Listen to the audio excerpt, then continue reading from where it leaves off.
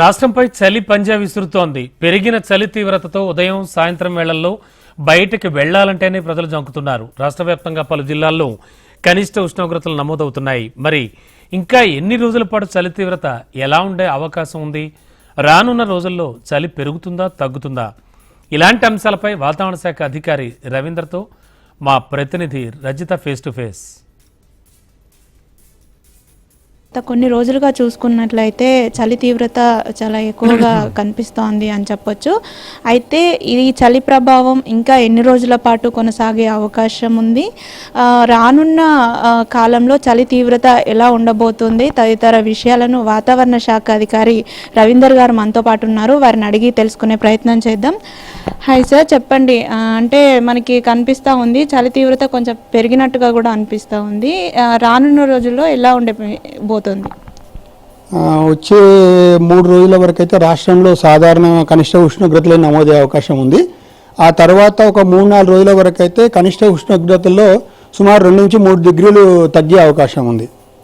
So ఇప్పుడు వచ్చేసి పశ్చిమ జిల్లాలో మెదక్, అది సంగారెడ్డి ప్రాంతంలో అయితే 10 డిగ్రీలు కనిష్ట ఉష్ణోగ్రత నమోదయ్యే అవకాశం ఉంది ఈ 2-3 రోజులు.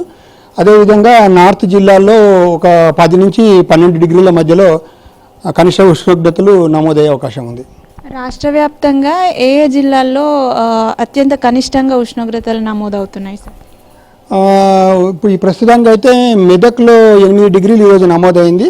ఈ రేపటి నుంచి 10 నుంచి 12 డిగ్రీలు వచ్చే 3 రోజుల వరకు నమోదయ్యే అవకాశం ఉంది. ఆ తర్వాత రాష్ట్రం అంతటా కూడా 2 నుంచి 3 డిగ్రీలు కనిష్ట ఉష్ణోగ్రతల్లో తగ్గుదల కనిపించే అవకాశం ఉంది. మన ప్రత్యేకించి హైదరాబాద్ని తీసుకుంటే హైదరాబాద్లో ఎంత డిగ్రీలు ఉష్ణోగ్రత నమోదవుతుంది? చలి తీవ్రత ఇక్కడ ఎలా ఉంది? ఈరోజు హైదరాబాద్లో 16 డిగ్రీల సెల్సియస్ కనిష్ట ఉష్ణోగ్రత నమోదైంది. ఇది రేపు నుండి 16 నుంచి 18 డిగ్రీల వరకు కొనసాగే అవకాశం ఉంది. దాని తర్వాత తిరిగి 1 నుంచి 2 డిగ్రీలు కనిష్ట ఉష్ణోగ్రతతో తగ్గుదల కనిపించే అవకాశం ఉంది. అంటే ఇంకా ఎన్ని రోజుల పాటు కూడా ఈ చలి తీవ్రత ఇలాగే ఉండే అవకాశం ఉంటుంది సార్? ఇదే చెప్పాను కదా, ఈ 3 రోజుల వరకు అయితే కనిష్ట ఉష్ణోగ్రతలో పెద్ద మార్పు ఉండదు, సాధారణంగానే కొనసాగుతుంది. తర్వాత 3-4 రోజులు ఒక 2-3 డిగ్రీలు తగ్గే అవకాశం ఉంది. దాని తర్వాత సాధారణ కనిష్ట ఉష్ణోగ్రతలు కొనసాగుతాయి. ఓకే, అంటే ఈ మధ్య కాలంలో ఏమైనా ఏ జిల్లాలకైనా కూడా అలర్ట్స్ ఇచ్చే అవకాశం ఉందా? ఇప్పుడు శీతలగాలుల ప్రభావం అంతగా కనపడటం లేదు. అలర్ట్ ఇచ్చే అవకాశం కూడా చాలా తక్కువగానే ఉంది. మొత్తంగా మరి అంటే ఫిబ్రవరి వరకు కూడా ఈ చలి తీవ్రత ఇలానే కొనసాగుతుందా? రానున్న కాలంలో కొంతవరకు తగ్గే అవకాశం ఉందా?